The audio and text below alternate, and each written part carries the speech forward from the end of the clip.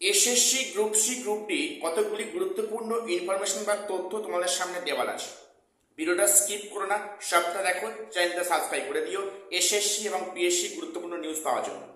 প্রথম বলি যে ওএমআর কাদের কাদের বাতিল হচ্ছে। গ্রুপ সি গ্রুপ ডি পরীক্ষার ওএমআর বা ফর্ম কাদের বাতিল হবে, number 1। Number 2, verification list commission কবে প্রকাশ করবে? যেটা প্রকাশ হবে সেটা স্কোর কার্ড। ভেরিফিকেশন লিস্ট বা ইন্টারভিউ লিস্ট কবে নাগাদ প্রকাশিত হবে এবং এই যে স্কোর কার্ড যে প্রকাশিত হবে দু একদিনের মধ্যে, সেখানে কি এক্সপিরিয়েন্সের মার্কস উল্লেখ থাকবে নাকি ওটা উইদাউট এক্সপিরিয়েন্স মার্কস? স্কোর কার্ডে কোনটা উল্লেখ থাকবে? আমি আজকে এই তিনটে বিষয় নিয়ে ডিসকাস করব। তো প্রথম বলে রাখি কাদের ফর্ম বাতিল হবে। দেখো, এক্ষেত্রে তিনটে কেস রয়েছে।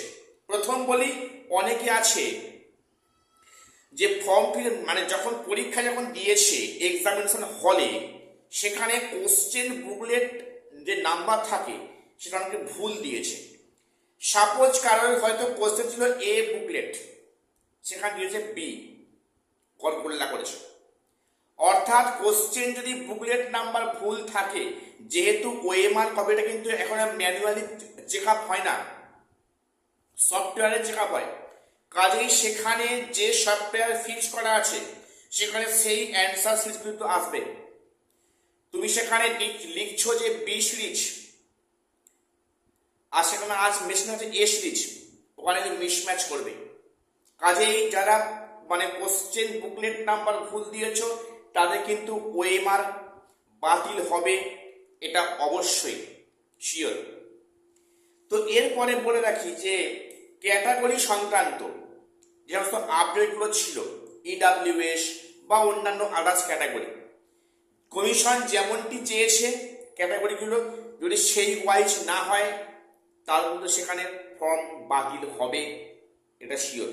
এবং অনেকে আছে এজ লিমিট পার হয়ে গিয়েছে, তবু সে কিন্তু সেখানে পরীক্ষায় বসেছে, পরীক্ষা দিয়েছে, সেক্ষেত্রে কিন্তু ফর্ম বাতিল হবে। তবে কিন্তু এই গ্রুপ সি গ্রুপ ডিতে ওএমআর বাতিল হওয়ার সম্ভাবনাটা সবচেয়ে বেশি, এটা অনেকের হবে। আসলে সত্যটা কি জানো, গ্রুপ সি গ্রুপ ডি যারা পরীক্ষা দিয়েছে সবাই নয়, ম্যাক্সিমাম পরীক্ষা দিয়েছে যারা কোনো কম্পিটিটিভ পরীক্ষার কোনো প্রিপারেশান নেয়নি, উইদাউট প্রিপারেশন পরীক্ষা বসেছে, পরীক্ষা দিয়েছে। সেক্ষেত্রে কিন্তু অনেকে কোশ্চেন বুকলেট নাম্বার ভুল করেছে, অনেকে সেখানে রোল নাম্বারে ঘর ভুল করেছে, এগুলো আছে। আমার কাছে মাস্টার্সে টিউশন পড়ে 4 জন ক্যান্ডিডেট উইদাউট প্রিপারেশন তারা গ্রুপ সি গ্রুপ ডি পরীক্ষা দিয়েছে। তাই হোক, সে প্রশ্নটা আমি আসছি না। তো এরকম অনেক আছে যে তারা অনেকে একদম প্রিপারেশন না নিয়েই পরীক্ষা দিয়েছে, এমন কেসটা অনেক আছে। এবারে প্রশ্নটা, ভেরিফিকেশন লিস্ট বা ইন্টারভিউ লিস্ট কবে নাগাদ পাবলিশ হবে? দেখো, যেটা কমিশন প্রকাশ করছে আগামীতে সেটা স্কোর কার্ড, তুমি কত পেয়েছো তার লিস্ট।